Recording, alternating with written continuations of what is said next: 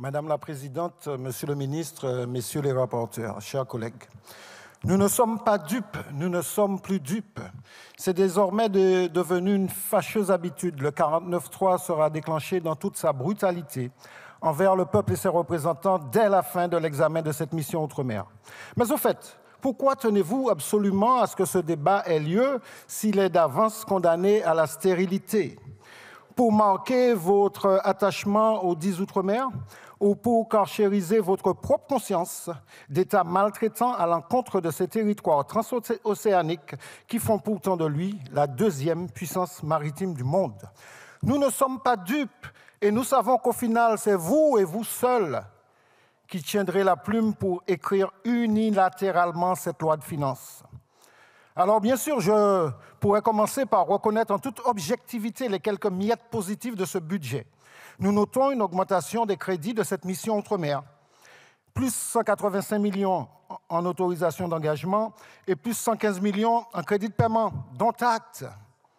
Même si rapporté à l'inflation galopante que nous subissons sur nos terres de vie chère, cette avancée est infinitésimale.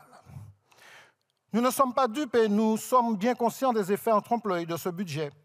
À l'exemple du programme 123 dans son axe 1 consacré au logement. La LBU augmente, certes, pour 2024, pour atteindre 291 millions d'euros. Mais lorsque l'on sait que cette LBU n'a augmenté que de 2 millions en 14 ans, puisqu'elle était de 289 millions d'euros en 2010, on est en droit de tempérer l'euphorie ambiante. Et ce, d'autant plus que 600 000 personnes sont mal logées chez nous et que seulement 15% des ménages bénéficient d'un logement social, alors que 80% remplissent tous les critères d'éligibilité. Je pourrais aussi parler des taux de chômage endémiques records qu'aucun budget outre-mer n'a jamais pu, voulu ou su endiguer, de la situation de nos hôpitaux indignes d'un pays qui se dit développé, de l'extrême pauvreté qui se généralise et se banalise dans un contexte de vie toujours plus cher, de la crise de l'eau outre-mer qui vient d'ailleurs de faire l'objet d'une nouvelle missive de l'ONU à la France, de l'empoisonnement au chlordécone qui affecte plus de 90% des Antillais mais dont les crédits sont paradoxalement en baisse, d'une continuité territoriale au rabais et notoirement discriminée par rapport à la Corse. Bref, ce budget, comme les précédents, n'est nullement en mesure d'inverser le phénomène de mal-développement, de mal-être et de malaise qui ronge nos territoires. C'est pourquoi tous nos amendements constituent des propositions concrètes visant précisément à corriger cette déficience quantitative et qualitative. Sincèrement, vous gagneriez à les adopter.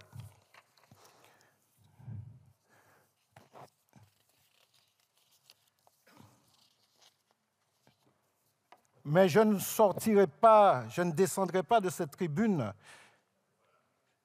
sans avoir dénoncé l'article 55 de ce projet de loi de finances, qui entend attribuer au titre de la continuité territoriale une aide financière pour le transport, plus une allocation à l'installation, je cite, à toute personne résidant en France métropolitaine justifiant d'un projet d'installation professionnelle durable dans les Outre-mer.